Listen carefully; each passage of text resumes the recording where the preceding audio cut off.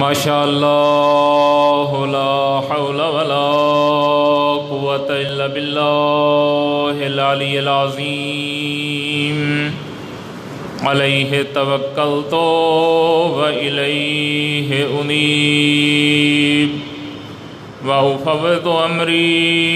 الی اللہ ان اللہ بصیر بالعباد بسم اللہ الرحمن الرحیم الحمد للہ رب العالمین والعاقبۃ لأہل التقوی والیقین ثم الصلاة والسلام علی سیدنا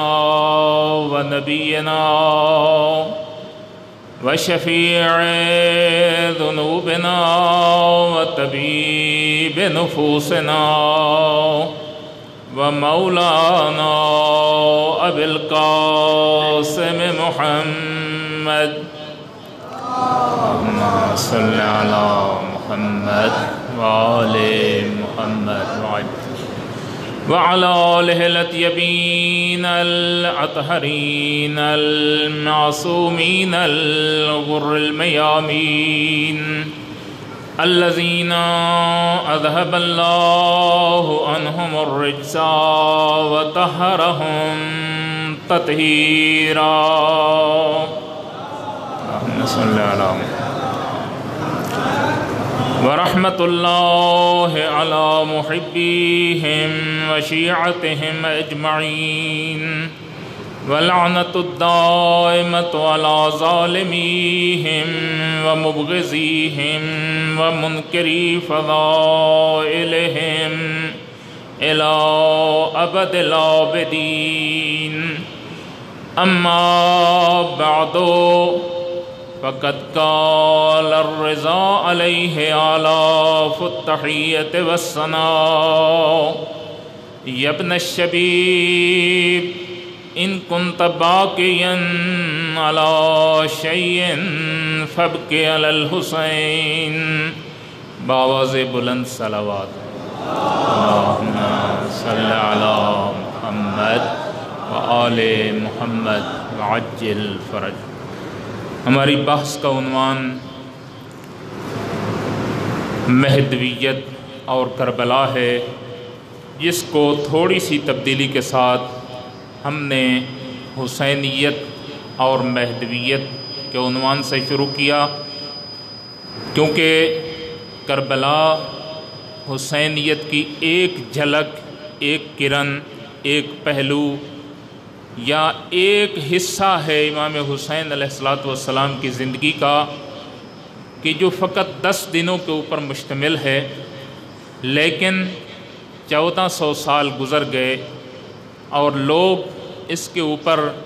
تقریریں بھی کر رہے ہیں، سننے والے سن بھی رہے ہیں، تحقیق کرنے والے تحقیق بھی کر رہے ہیں۔ آج تک پیغام کربلا منارہ نور ہے، ہدایت کا چراغ ہے، اور قیامت تک اس کے اندر ایسے ایسے دروس موجود رہیں گے کہ جو انسانیت کی فلاح و بہبود کے لیے اور انسانیت کے کام آتے رہیں گے۔ دوسری بحث جو ہے حضرت سرکار امام زمانہ علیہ السلام کی، جو ہمارے وقت کے امام ہیں اور ہمارے اعمال کے اوپر ناظر ہیں، ہمارے دن رات کے اعمال حضرت کی خدمت میں پیش کیے جاتے ہیں، اور بعض اوقات حضرت ان اعمال سے خوش ہوتے ہیں، بعض اوقات ہمارے اعمال دیکھ کر غمگین ہو جاتے ہیں۔ لہٰذا ہمیں اپنے شب و روز کو ایسے انداز میں پیش کرنا چاہیے کہ مہدی دوراں بھی راضی ہوں اور حسین فاطمہ بھی راضی ہوں۔ مل کر صلوات پڑھیں محمد و آل محمد پر۔ حقیقت میں مہدویت حسینیت ہے اور حسینیت مہدویت ہے، اور ان کے درمیان دوئیت نہیں ہے، یہ دو چیزیں نہیں ہیں، ایک ہی چیز ہے۔ ایک زمانے میں حضرت امام حسین علیہ السلام نے پوری دنیا کے سامنے اپنا کردار پیش کیا، اور آئندہ انشاءاللہ وہ مہدی فاطمہ آئیں گے اور اس وقت وہ بھی اپنا کردار پیش کریں گے۔ نہ کسی نے حسینیت پر کوئی انگلی اٹھائی اور نہ ہی کوئی مہدویت کے اوپر انگلی اٹھا سکتا ہے، اس لیے کہ ہمارا عقیدہ ہے کہ ہمارے ائمہ اطہار علیہم السلام جو ہیں وہ اللہ کی طرف سے منتخب ہو کر آتے ہیں، اور ہم عوام ان کو منتخب کرنے کی صلاحیت نہیں رکھتے۔ اسی لیے ایک واقعہ بھی بہت مشہور ہے کہ حضرت سعد ابن عبداللہ قمی حضرت امام حسن عسکری علیہ السلام کے وکیل بھی ہیں اور معتمد خاص بھی ہیں، اور یہ تھوڑا سا واقعہ آپ کی خدمت میں ان کے متعلق بھی بیان کر دوں کہ شیعت قم میں کس طرح سے پہنچی۔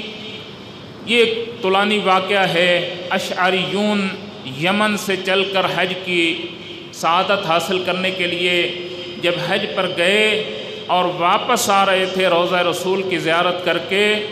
تو پتہ چلا کہ حضرت امام جعفر صادق علیہ السلام کا زمانہ ہے، اور حجاج ابن یوسف کے ساتھ جو ہے جنگ شروع ہو چکی ہے عبد الرحمن نامی شخص کی، جو کہ موالیان اہل البیت میں سے تھا، اور یہ جنگ بصرہ اور کوفہ کے درمیان شہر واسط میں واقع ہوئی۔ تو ان اشعریوں نے جو کہ 5 بھائی تھے مناسب سمجھا کہ اگر ہم بھی شیعیان آل محمد ہیں تو ہمیں بھی اس شیعہ لشکر کی حفاظت اور اس کی مدد و نصرت کے لیے جانا چاہیے۔ تو یہ اس جنگ میں شریک ہوئے، لیکن عبد الرحمن کو شکست ہوئی اور حجاج نے اس کو شکست دی، لشکر بکھر گیا۔ یہ 5 بھائی وہاں سے فرار کر کے قم میں آئے، لیکن ایسے عظیم انسان تھے کہ قم میں آ کر تشیع کا بیج بونے والے یہ 5 بھائی تھے، اور انہوں نے فقہا تھے، اس زمانے کے عظیم علماء تھے، علماء بھی ایسے تھے جو ائمہ کے وکلاء بھی تھے۔ آج اگر مثلاً کوئی حضرت آیت اللہ العظمیٰ سیستانی کا وکیل ہو یا حضرت آیت اللہ العظمیٰ خامنائی کا کوئی وکیل ہو تو فخر کرتا ہے کہ میرے پاس فلاں مرجع کی وکالت موجود ہے اور میرے اوپر ان کا اعتماد ہے۔ یہ اعتماد اپنے مقام پر، لیکن وہ اعتماد کہ کوئی معصوم امام کسی کو اپنا وکیل بنائے وہ اور بات ہے۔ تو حضرت سعد ابن عبداللہ اشعری گئے سامرہ، بہت بڑے فقیہ بھی تھے، مناظر بھی تھے، اور مخالفان مذہب کے ساتھ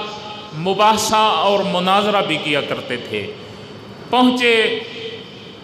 کچھ ایسے سوالات تھے کہ جن کے جوابات مخالفین کے سامنے نہیں دے سکے تھے۔ ان میں سے ایک سوال یہ تھا کہ تم شیعہ اس بات کے قائل ہو کہ ہمارے ائمہ معصوم ہیں،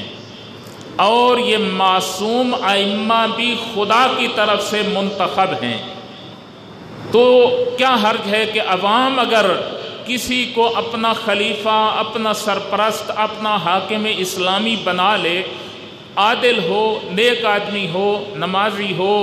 تو اس میں کیا حرج ہے؟ لازماً آپ نے اس میں عصمت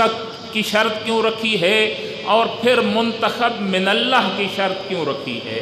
تو یہ ایک سوال تھا جس میں حضرت سعد ابن عبداللہ جو ہیں وہ تھوڑے سے جواب میں قاصر رہے تھے اور جواب نہ دے سکے تھے۔ تو معلوم ہے کہ اس وقت قم سے سامرہ کا سفر کتنا تھا؟ آپ تو ماشاءاللہ 80 سال سے مخزن العلوم آپ کے درمیان علم کے فیض جاری رکھے ہوئے ہے، اور آپ کو دور دراز سفر کرنے کی ضرورت نہیں پڑتی۔ تقریباً 1350 کلومیٹر کا سفر قم سے سامرہ کا تھا، اور سعد ابن عبداللہ اشعری اپنے علم کی پیاس بجھانے کے لیے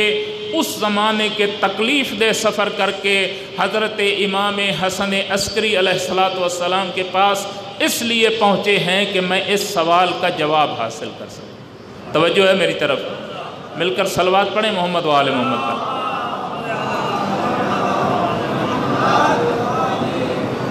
حضرت امام حسن عسکری علیہ السلام کی خدمت میں جو ہی پہنچے،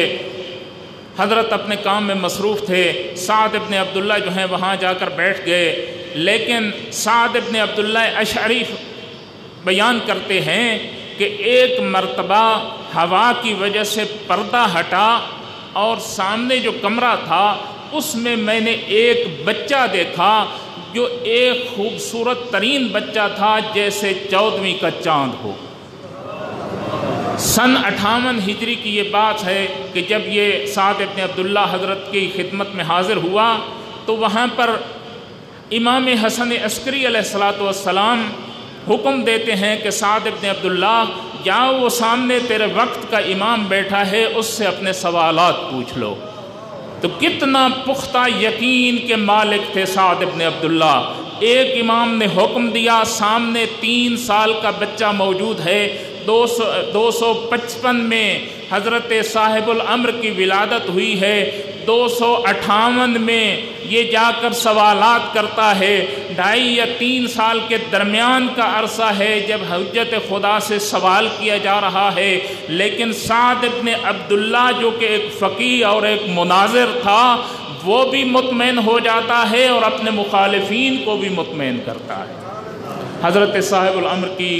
عظمت کے لیے مل کر ایک مرتبہ صلوات پڑھیں۔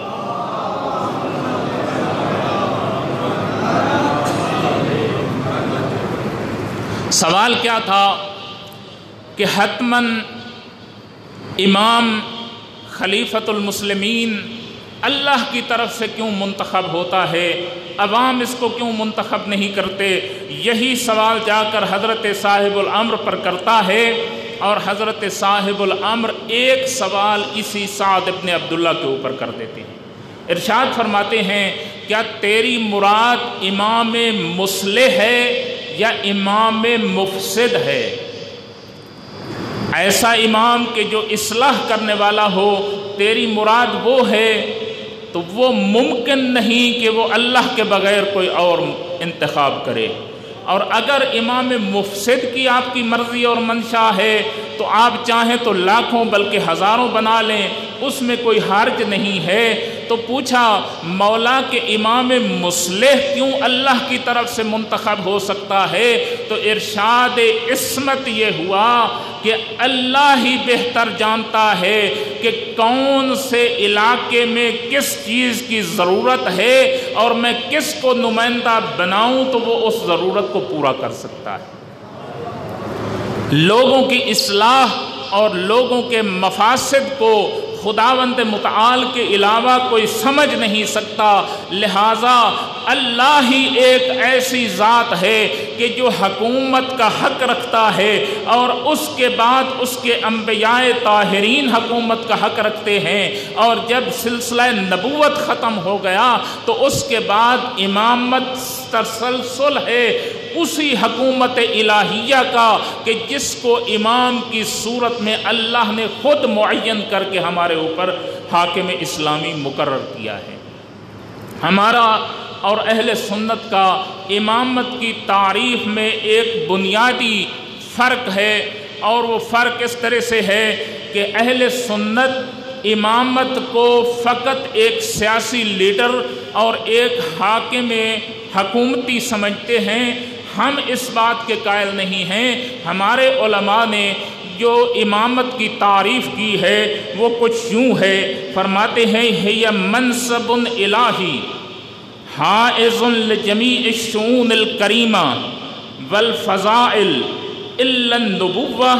وما یلازم تلک المرتبۃ الشامیہ۔ امامت ایک الہی منصب ہے اور خدا کی طرف سے ایک ذمہ داری کا نام ہے۔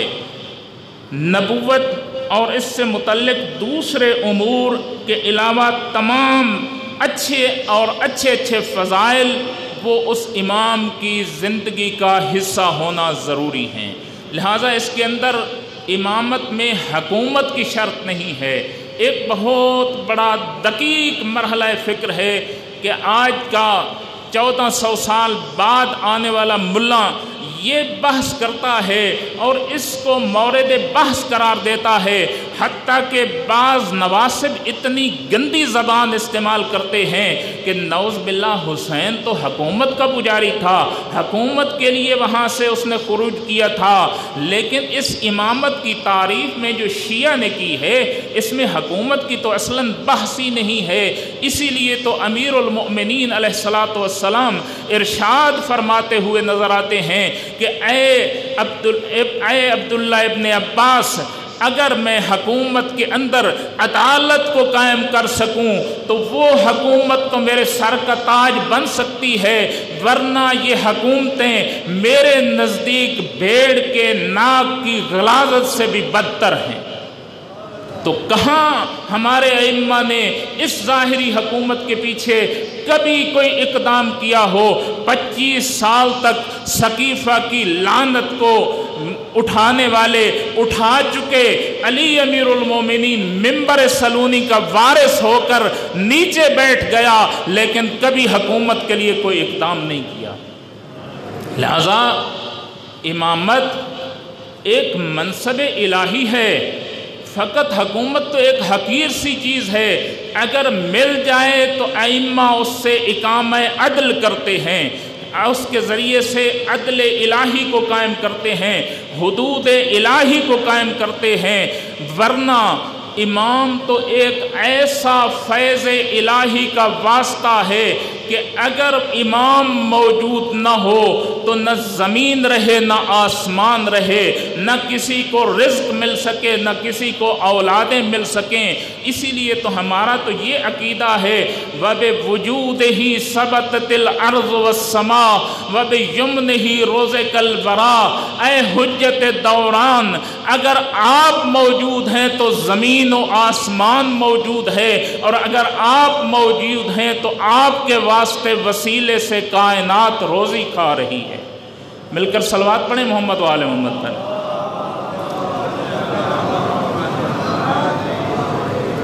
لہذا امامت ایک منصب الہی ہے جو کہ معرفت خدا کے لیے خدا نے خود خلق کیا ہے، اور اسی مقصد کے لیے حضرت امام حسین علیہ الصلاۃ والسلام جب میدان کربلا میں بیٹھ کر، کوئی توان و طاقت موجود نہیں تھی، اصلاً طاقت ختم ہو چکی تھی، حضرت علی اکبر کو شہید کرا چکے تھے، حضرت عباس شہید ہو چکے تھے۔ لوگ کہتے ہیں کہ اگر مولا مظلوم کربلا کو ظاہری طور پر شہید نہ بھی کیا جاتا تو جو دل کے اوپر صدمے آ چکے تھے، عاشور کے بعد مولا زندہ نہیں رہ سکتے تھے، لیکن اس کے باوجود کیا ارشاد فرما رہے تھے؟ ترکت ترن فی ہواک و ایتمت العیال لکی اراک۔ اے معبود حقیقی، میری پوری جد و جہد کا نتیجہ میں آخری سجدے سے پہلے دے کر جا رہا ہوں کہ میں نے سب کچھ لٹایا ہے تیری معرفت کو حاصل کرنے کے لیے، سب کچھ میں نے دے دیا ہے۔ لیکن یہ انسانیت کی معراج امام دینے کے لیے ہدایت کا ذریعہ ہے۔ اسی لیے تو جب یہ آیت نازل ہوئی کہ انت منذر ولکل قوم ہاد، کہ اے میرا پیارا حبیب، آپ اس امت کے لیے انذار کرنے والے ہیں، اس امت کو ڈرانے والے ہیں، اور ہر امت کے لیے ایک ہادی موجود ہے، تو پورے صحابہ کے اندر جب مسجد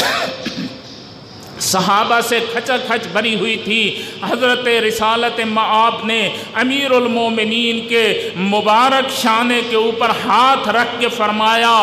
یا علی انا منذر لہذہ الامہ وانت ہادی لہذہ الامہ، میں اس امت کے لیے انذار کرنے والا ہوں اور ہدایت کی ذمہ داری آپ کے کندھے کے اوپر ہے۔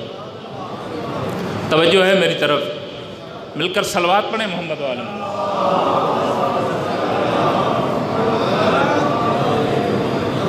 لیکن اسی معراج انسانیت کو معراج تک پہنچانے کے لیے پورے نظام فلکی کو، زمین و آسمان کو، 14 ستاروں کو، سب کچھ کو خلق کیا، اور ان سب کو انسان کی خدمت کے لیے خلق کیا، اور یہ ارشاد فرمایا خلقت کل شیء لاجلک، میں نے پوری کائنات کو تیرے لیے خلق کیا ہے، وَخَلَقْتُكَ لِأَجْلِي، اور تجھے خلق کیا ہے اپنی عبادت کے لیے، اور عبادت سے مراد معرفت خداوندی ہے، لہٰذا پوری کائنات کی خلقت کا سبب ایک ہی چیز ہے جس کو معرفت خداوندی سے تعبیر کیا جا سکتا ہے۔ میں آپ کے سامنے ایک تھوڑی سی طولانی حدیث پیش کرنے کی سعادت حاصل کروں گا، ذرا آپ توجہ فرمائیں گے اور اس کو اچھے انداز میں سنیں گے، توجہ کا طالب رہوں گا۔ حدیث پیغمبر گرامی اسلام کی ہے، ہم زیارت جامع کبیرہ میں یہ الفاظ پڑھتے رہتے ہیں کہ امرکم رشد وسجیتکم الکرم ووصیتکم الاحسان وعادتکم الاحسان۔ اے ائمہ اطہار علیہم الصلاۃ والسلام، آپ جب بھی نصیحت اور حدیث بیان کرتے ہیں تو اس میں ہدایت موجود ہوتی ہے، اور حضرت امام رضا علیہ السلام نے ارشاد فرمایا کہ اگر لوگوں کو ہماری حدیثوں کا علم ہو جاتا تو کوئی شخص ہمارا مخالف ہی نہ رہتا۔ لہٰذا پیغمبر گرامی اسلام کی حدیث ہو، حضرت امیر المومنین کی حدیث ہو، یا کہ ائمہ اطہار میں سے کسی کی بھی کوئی حدیث ہو، اس کے اندر ہزارہا ایسے پہلو موجود ہوتے ہیں کہ جن کو سمجھنے کی ضرورت ہے اور ہر حدیث کے اوپر تحقیق کرنے کی ضرورت ہے۔ حضرت پیغمبر گرامی اسلام آج سے 1400 سال پہلے اس نظام فلکی کو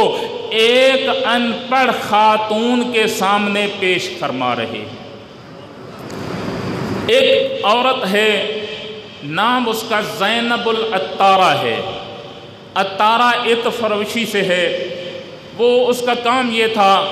کہ خوشبویات بیچتی تھی، اور پیغمبر اکرم صلی اللہ علیہ وآلہ وسلم کے گھر میں آتی تھی، اور زوجات پیغمبر بھی اس سے خوشبویات خریدا کرتی تھیں۔ اہل خانہ ایک دن پیغمبر اکرم اپنے حجرہ مبارک سے باہر نکلے تو دیکھا کہ زینب عطارہ حضرت کے گھر میں تشریف فرما ہے اور بیٹھی ہے، تو حضرت پیغمبر اکرم نے ایک دعائیہ جملہ کہا کہ اے زینب، اللہ تجھے معطر کرے، تو جب بھی ہمارے گھر میں آتی ہے ہمارا گھر تیرے عطر سے خوشبودار ہو جاتا ہے۔ لیکن زینب کہتی ہے یا رسول اللہ، میری خوشبویات وہاں پر کیا کام کریں گی جہاں پر نبوت کے پسینے کی خوشبو موجود ہو؟ میری خوشبو تو وہاں پر کچھ بھی نہیں ہے، آپ کے بدن مطہر کی جو خوشبو ہے اس سے یہ آپ کا گھر مطہر جو ہے وہ معطر ہو چکا ہے۔ میں آج خوشبو بیچنے کے لیے نہیں آئی، بلکہ مجھے کچھ معارف الہی بیان فرمائیں کہ میں اللہ کی عظمت کو پہچان سکوں۔ اب آج کل تو سائنسی ترقی کا دور ہے، ہر شخص پڑھ چکا ہے، نظام فلکی ہے، اس میں اتنے کہکشاں ہیں، اتنی زمینیں ہیں، اتنے آسماں ہیں، لیکن اس زمانے میں کہ جب پیغمبر رحمت ایک پہاڑوں پتھروں کی سرزمین میں مبعوث برسالت ہوئے ہیں، کیسے پتہ چلے اور کس طرح سے اپنے تبلیغی انداز میں اس نظام فلکی کو اس عورت کے سامنے پیش کریں؟ تو ارشاد فرماتے ہیں اے زینب العطارہ، کیا تو نے اس زمین کا تصور کیا ہے؟ اس نے کہا یا رسول اللہ، اتنی حد تک تو جانتی ہوں کہ اللہ کی ایک مخلوق زمین بھی ہے۔ تو فرمانے لگے اس زمین اور اس وما فیہا میں اتنا کچھ بھی ہے اگر اس کو دوسری زمین کے مقابلے میں رکھا جائے تو ایسے ہے کل حلقۃ فی الفلوات، جیسے کسی ایک انگشتری کو صحرا میں پھینک دیا جائے، جو حیثیت اس انگشتری کی ہوگی اس زمین کی دوسری زمین کے مقابلے میں وہی حیثیت ہے۔ حضرت نے ارشاد فرمایا پہلی دوسری زمین کو اگر ملا کر وما فیہا، اس میں جتنے دریا ہیں، جتنے سمندر ہیں، جتنے پہاڑ ہیں، ان سب کو اگر تیسری زمین کے مقابلے میں رکھا جائے تو ایسے ہے کل حلقۃ فی الفلوات، جیسے کسی صحرا میں بہت بڑا صحرا ہو اور ایک انگشتری کو وہاں پر رکھ دیا جائے تو ان دونوں زمینوں کی حیثیت ایسی ہو۔ پھر اسی طرح سے حضرت نے تیسری زمین کا فرمایا، چوتھی زمین کا فرمایا، 7 زمینوں کے تصور کو پیغمبر رحمت نے پیش کیا اور پھر فرمایا کہ یہ سب کے سب اگر ایک مرغ ہے جس کے اوپر ان کو رکھا گیا ہے اور اس مرغ کے سامنے اگر ان سب کو رکھ دیا جائے تو کل حلقۃ فی الفلوات، ایسے ہے جیسے کسی انگشتری کو صحرا میں پھینک دیا گیا ہو اور وہ مرغ اتنا بڑا ہے کہ اس کا ایک پر مشرق کی طرف ہے، دوسرا پر مغرب کی طرف ہے، اور اسی طرح سے حضرت نے ارشاد فرمایا کہ اس مرغ کو اور 7 زمینوں کو اگر جس چیز کے اوپر وہ مرغ کھڑا ہے وہ ایک صخرہ ہے، صخرہ کہتے ہیں پتھر کو، کہ وہ مرغ اور یہ 7 زمینیں اگر اس پتھر کے سامنے رکھ دی جائیں تو کل حلقۃ فی الفلوات، ان کی حیثیت یہی ہے کہ جیسے ایک انگشتری کی حالت کسی صحرا میں ہوتی ہے۔ پھر ارشاد فرمایا کہ وہ پتھر، وہ مرغ، یہ 7 زمینیں اگر ان کو جس چیز کے اوپر یہ سب قائم ہیں وہ ایک مچھلی کی پشت ہے، اگر ان سب کو اس مچھلی کے سامنے رکھا جائے تو ایسے ہے کل حلقۃ فی الفلوات۔ تعجب تو نہیں کر رہے، تھک تو نہیں رہے آپ؟ مل کر صلوات پڑھیں محمد وآل محمد پر۔ ان قریب اس کا بہترین نتیجہ آپ کی خدمت میں پیش کرنے والا ہوں۔ تو مچھلی سے آگے حضرت نے ارشاد فرمایا کہ اگر اس مچھلی، اس مرغ، 7 زمینوں، پتھر، ان سب کو اگر جس چیز کے اوپر وہ قائم ہیں اس کے سامنے رکھا جائے تو ان سب کی وہی حیثیت ہے کہ جو ایک انگشتری کو صحرا میں ڈال دیا جائے، اور وہ کیا چیز ہے؟ وہ ہے ایک تاریک دریا، بہت ہی تاریک ہے، اندھیرا ہی اندھیرا ہے، اور اس کے اوپر یہ سب کچھ قائم ہے۔ پھر جب ان کو سب کو ایک اور چیز کے اوپر یہ سب قائم ہیں اور اگر ان سب کو اس کے مقابلے میں رکھا جائے تو ان کی حیثیت وہی ہے کل حلقۃ فی الفلوات، جیسا کہ کسی انگشتری کو صحرا میں پھینک دیا گیا ہو، اور وہ کیا ہے؟ وہ ہے ہوا، جس کے اوپر ان کو قائم کیا گیا ہے۔ اب یہ سب کچھ، ہوا، مچھلی، پتھر، مرغ، 7 زمینیں، ان سب کو جس چیز کے اوپر یہ قائم ہیں اس کے مقابلے میں رکھا جائے تو وہ ایسے ہے کل حلقۃ فی الفلوات، جیسے انگشتری کو صحرا میں پھینک دیا گیا ہو، تو اس کا نام ہے سرا۔ آپ نے سرا کا لفظ تو سنا ہے نا؟ اب آتے ہیں، اور جب ہم حضرت امام ہشتم علی ابن موسیٰ الرضا کے در دولت پر حاضری دیتے ہیں تو وہاں جا کر صلوات مخصوصہ میں یہ الفاظ پڑھتے ہیں: السلام علیکہ یا امام نفترض اللہ طاعتہ والحجت علی من تحت الثری ومن فوقہ، میرا سلام ہو اس امام کے اوپر کہ جو حجت خدا ہے سرا کے اوپر بھی اور سرا کے اوپر رہنے والی ساری مخلوق کو۔ لیکن حضرت امام رضا علیہ السلام کوئی خاصیت نہیں رکھتے باقی ائمہ میں، یہ نہیں ہے کہ حضرت امام رضا تو حجت ہیں لیکن نعوذ باللہ امام علی حجت نہیں ہیں، یا امام علی حجت ہیں اور مہدی دوراں حجت نہیں ہے۔ اب سمجھ آئی کہ ہم یہ عقیدہ کیوں رکھتے ہیں کہ وب وجود ہی ثبتت الارض والسماء، کہ اس سبب سے نظام فلکی بھی قائم ہے، زمین و آسمان بھی قائم ہے۔ مولا کی حدیث اور آگے بڑھی اور فرمایا یہ تو میں نے اس زمین سے نیچے کے حصے کو بیان کیا ہے، اب اگر اس سارے کے سارے کو اگر پہلے آسمان کے مقابلے میں پیش کیا جائے تو ان سب کی وہی حیثیت ہے کل حلقت فی الفلوات، کہ جیسا کہ ایک انگشتر کو صحرا میں پھینک دیا گیا ہو، پھر دوسرا آسمان، پھر تیسرا آسمان، حتیٰ کہ حضرت نے 7 آسمانوں کو اسی طرح سے پیش کیا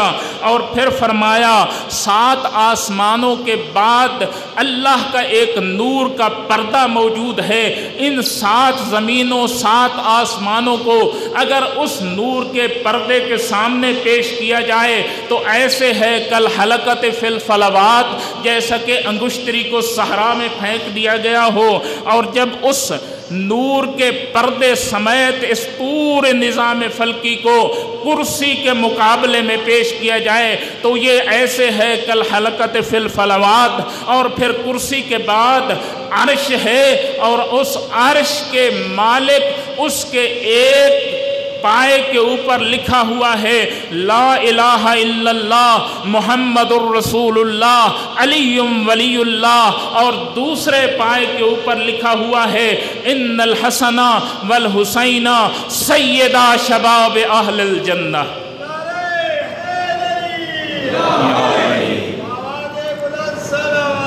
اللہم صلی علی محمد وآل محمد۔ اگر بے یمن ہی روز کربلا نہ ہو و بے وجود ہی ثبتت الارض والسماء نہ ہو، اس حجت دوراں کے بغیر یہ پورے کا پورا نظام فلکی نہیں چل سکتا۔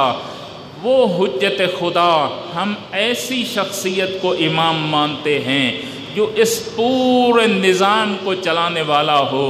نظام کو اس طرح سے چلانے والا ہو کہ ان کے واسطہ فیض سے یہ نظام چل رہا ہو، ورنہ مدبر کائنات فقط وحدہ لا شریک ہے، اور وہی ذات ہے کہ جو رب العالمین ہے، اسی کو حق حاصل ہے کہ ہر کسی کو رزق بھی دے، لیکن رزق ملتا ہے تو آل محمد کے صدقے میں ملتا ہے اور ان کے وسیلے میں ملتا ہے، اور یہ نظام کائنات چلتا ہے تو ان کے توسط اور وسیلے سے چلتا ہے۔ وہی مدبر ہے، وہی مدیر ہے، وہی نظام کو چلانے والا ہے، اور اس کی قدرت میں کسی کو دخالت نہیں۔ جتنی بھی عظمتیں آل محمد کو حاصل ہو جائیں یہ سب کے سب خدا کی مخلوق ہیں، اور وہ خالق اعظم اور خالق اعلیٰ ہے، اور اسی کے ہاتھ میں سب کچھ موجود ہے۔ لہٰذا اہل سنت کی جو تعریف ہے امامت کے متعلق، وہ کہتے ہیں کہ وہ ایک حاکم ہو کہ جو امور دنیاوی کو چلانے والا ہو۔ ہرے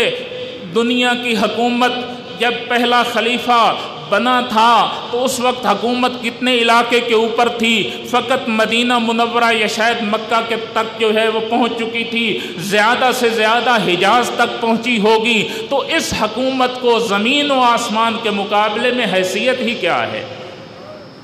لہٰذا یہ تصور ہی غلط ہے، اور یہ انتہائی گھٹیا پن ہے، اور یہ سقیفہ کی سوچ ہے جو کہتے ہیں کہ آل محمد حکومت کے پجاری تھے۔ نہیں میرے دوست، آل محمد ایک فیض الہی جاری ہونے کا ذریعہ ہیں، اور وہ کتب ہیں جس کے ذریعے سے نظام آسمان و زمین چلتا ہے۔ مل کر صلوات پڑھیں محمد و آل محمد پر۔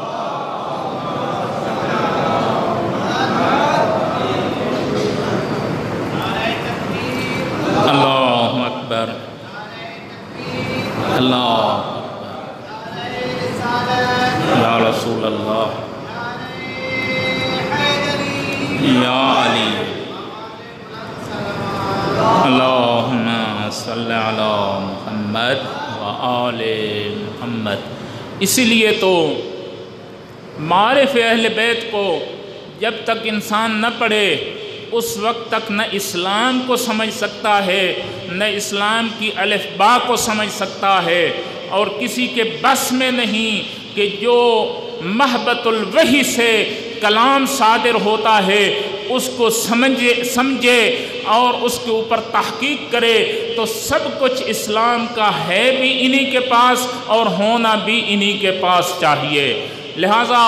پہلا خطبہ بعد از نبی جو سیدۃ النساء العالمین نے بی بی طاہرہ نے مسجد کے اندر جا کر دیا، اس میں ارشاد فرمایا وَجَعَلَ وِلَایَتَنَا نِظَامًا لِلْأُمَّةِ، اللہ نے اس امت کے نظام کو مستحکم کرنے کے لیے میرے شوہر علی ابن ابی طالب کی ولایت کو واجب قرار دیا ہے۔ لہذا یہ کائنات چلتی ہے تو ولایت علی کے وسیلے اور صدقے سے چلتی ہے۔ لہذا آپ کو اگر آپ علی کو سائیڈ پر کریں گے، علی کو ایک طرف کر دیں گے، علی کا اس سے کوئی نقصان نہیں ہوگا، نقصان تمہارا ہے۔ جو فیض علی کے توسط سے تمہیں ملنا چاہیے تھا وہ فیض تم تک نہیں پہنچ سکے گا۔ لہذا حضرت امام حسین علیہ السلام جب چلے ہیں تو یہ ارشاد فرمایا ہے کہ انما خرجت لطلب الاصلاح فی امت جدی، مجھے نہ حکومت کی ضرورت ہے نہ میں جاہ و مرتبے کو چاہتا ہوں، یہ حکومتیں اور یہ جاہ و مرتبے تو آل محمد کے پاؤں کی خاک کے برابر بھی نہیں، ہمیں تو اس کی ضرورت ہی نہیں ہے۔ بلکہ ایک خطبے میں ارشاد فرماتے ہیں اور کہتے ہیں وَأَسِيرُ بِسِيرَةِ أَبِي وَجَدِّي، میں حسین ابن علی اگر کسی کردار کو آئیڈیل قرار دیتا ہوں تو وہ میرے بابا علی کا کردار ہے یا میرے نان رسول کا کردار ہے۔ اسی بات کو حضرت امیر المؤمنین علیہ السلام نے شورا کے اندر رد فرمایا کہ جب حضرت کے سامنے 6 نفری شورا خلیفہ سوم کے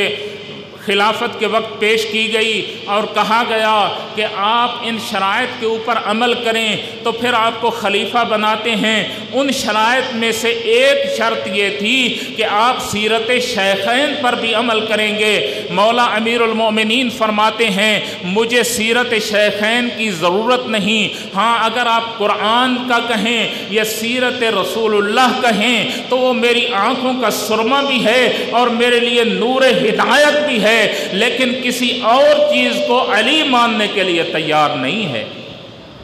حکومتیں کیا ہیں؟ حکومتیں تو ہمارے گھر کے پاس ایسے آتی ہیں جیسے لونڈیاں کسی کے گھر میں جاتی ہیں، ہمیں حکومت کی ضرورت نہیں۔ اور حکومت تو ایک حقیر سی چیز ہے، جو آل محمد پورے نظام فلکی پر حکومت رکھتے ہوئے انہیں اس زمین کی حکومت کی ضرورت ہی کیا ہے۔ لہذا دوسرے خطبے میں امام حسین علیہ السلام ارشاد فرماتے ہیں اے لوگو الا ترونا، کیا تم دیکھتے نہیں ہو ان الحق لا یعمل بہ وان الباطل لا یتناہی عنہ، آپ دیکھتے نہیں ہیں کہ اس اسلام کے اندر حق کے اوپر عمل نہیں ہو رہا اور کوئی ہے نہیں جو باطل سے روکے۔ تو اس دوران جو میں فرزند رسول و بطول ہوں، میری ذمہ داری یہ ہے کہ میں حق کے لیے قیام کروں اور باطل سے منع کروں۔ لہذا حضرت کا جو قیام تھا وہ یہی تھا، اور اسی کے اوپر حق کے اوپر سید الشہداء نے اپنا سب کچھ لٹا کر اپنے مقصد میں کامیابی حاصل کرنے کے بعد یہ ارشاد فرمایا کہ ترکت ترن فی ہواک وایتمت العیال لکی اراک، اے خدایا حسین نے مدینہ سے مکہ کا سفر، مکہ سے کربلا کا سفر کیا ہے تو فقط اس لیے کیا ہے کہ تیرا حق زندہ ہو سکے اور باطل اس دنیا سے مٹ جائے، اور یہی چیز ہے کہ حضرت مہدی دوران جب ظہور فرمائیں گے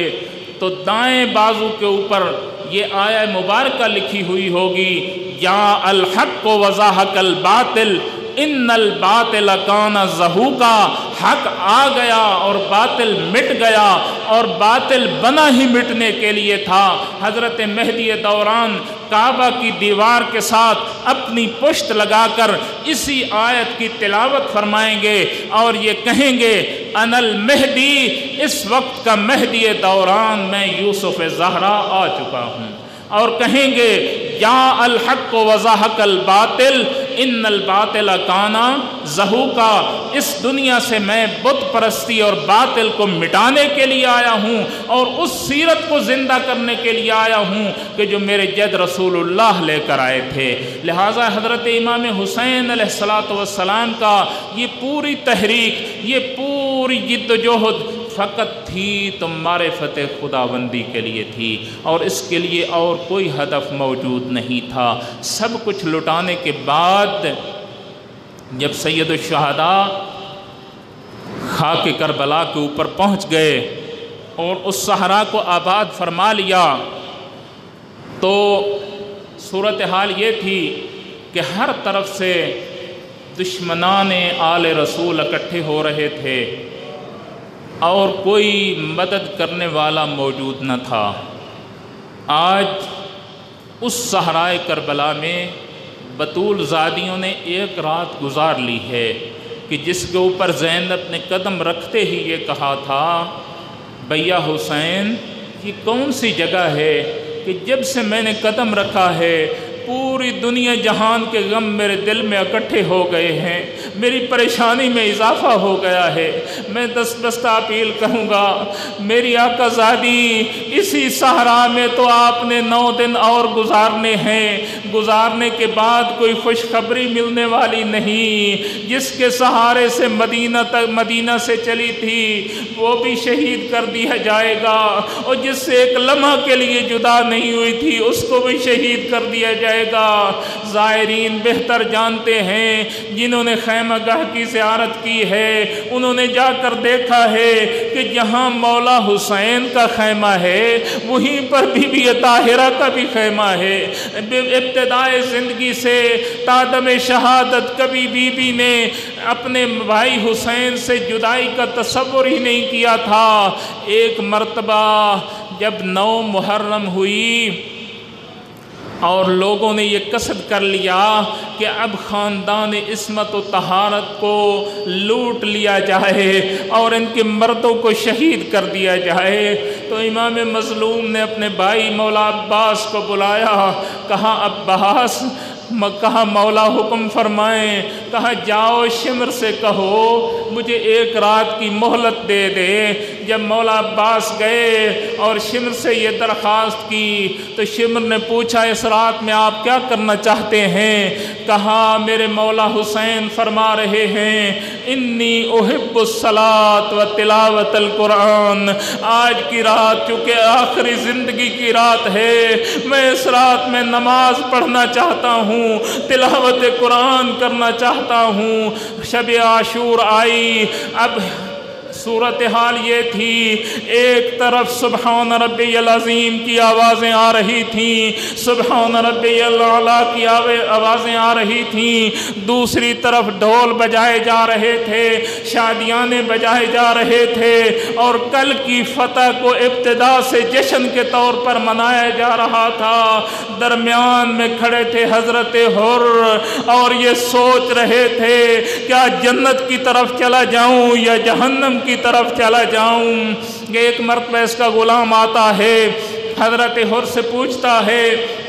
اور کیا پروگرام ہے، کیوں پریشان نظر آتے ہو؟ اور کہتے ہیں میں 2 راہیں پہ کھڑا ہوں، ایک بہشت کی طرف جانے والا ہے، ایک دوزخ کی طرف جانے والا ہے، کل صبح ہوگی میں اپنا فیصلہ تجھے بتا دوں گا۔ صبح ہوئی، عمر سعد کے پاس گئے حضرت حر، کہا تیرا کیا واقعاً پکا ارادہ ہے کہ فرزند رسول کو تو شہید کر دے گا؟ عمر سعد کہتا ہے ہمارا حتمی ارادہ ہے، ہم فرزند رسول کو کو شہید کریں گے۔ فوراً ایڑ لگاتے ہیں اور ایڑ لگا کر روانہ ہوتے ہیں کربلا کے امام حسین کے قافلہ کی طرف، کہ غلام کہتا ہے مولا مجھے بھی ساتھ لیتے جائیں۔ سامنے بھائی آتا ہے اس کو بھی ساتھ ملاتے ہیں، سامنے بیٹا آتا ہے اس کو بھی لے کر چل پڑتے ہیں، لیکن ادب سے سر جھکا ہوا ہے اور ایسے آ رہے ہیں جیسے کوئی مجرم آتا ہے، آ کر سلام کرتے ہیں مولا حسین کو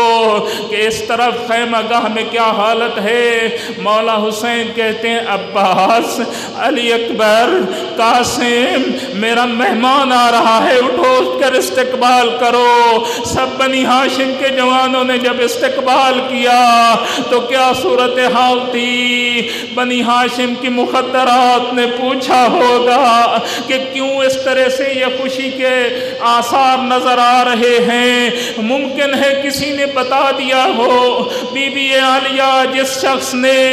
آپ کے دروازے پہ آیا ہے، جو پہلا مجرم بن کر آپ کے سامنے آیا تھا، تو بی بی نے بھی کہا ہوگا حسین نے معاف کیا ہے، میں بھی معاف کرتی ہوں۔ صورتحال کیا تھی؟ 3 دن سے پانی بند تھا، نہ کھانے کو کچھ موجود تھا، نہ پینے کو کچھ موجود تھا۔ مولا حسین حر کو دیکھتے ہیں، کہتے ہیں حر اس ٹائم پہ آئے ہو کہ جب میرے پاس کچھ کھانے پینے کو موجود نہیں، میں آپ کی خدمت کر سکتا۔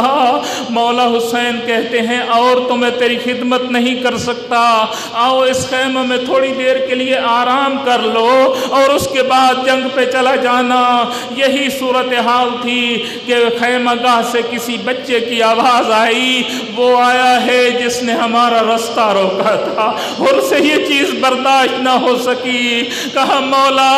اب اس سے زیادہ مجھے شرمساری کا موقع نہ دو، مجھے جانے کی اجازت دے دو۔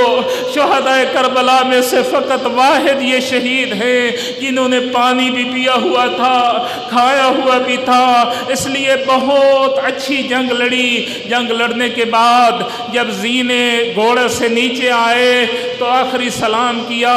کہا السلام علیکم یا ابا عبداللہ، میرے آقا و مولا میرا سلام ہو۔ اب مولا مظلوم کربلا چلے خیمہ گاہ سے، آئے ہیں حر کے سرہانے، سر کو اٹھا کر اپنے زانوں پہ رکھا۔ ایک مرتبہ حر نے آنکھیں کھولی، کھول کر یہ عرض کرنے لگے حل وفیت ابن رسول اللہ۔ مولا حسین نے کہا تیری وفا کا تو مجھے پتا تھا، اس لیے کہ میری اماں زہرا نے مجھے رومال دیا تھا، اور تیرا مہمان آئے گا جس کی پیشانی پہ زخم ہوگا، اس رومال کے باندھنے کے بغیر وہ خون نہیں رکے گا، اور میری اماں زہرا نے تیری بشارت دی تھی، وہ اوپر باندھا۔ مولا حر کو اٹھا کر لے گئے۔ آج حر کا جنازہ تو اٹھا رہے ہو، ابھی عصر عاشور ہوگی، کوئی نہیں ہوگا جو مظلوم کا لاشا اٹھائے گا۔ الا لعنت اللہ علی القوم الظالمین وسیعلم الذین ظلموا ای منقلب ینقلبون۔